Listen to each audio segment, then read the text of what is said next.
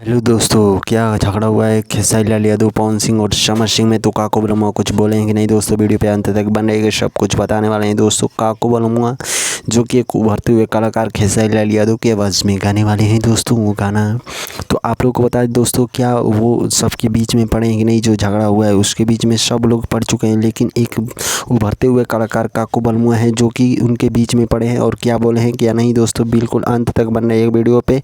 इससे पहले वीडियो को देख रहे हैं तो एक लाइक कर दीजिए दोस्तों, खेसारी लाल यादव के फ़ैन हैं तो, और पवन सिंह के फ़ैन हैं तो दोस्तों वीडियो में कमेंट कर दीजिए और ज़्यादा से ज़्यादा वीडियो शेयर कीजिएगा दोस्तों। काको ब्रह्मा एक उभरते हुए कलाकार हैं जो कि आप लोग समझते हो खेसारी लाल यादव के चेला हैं।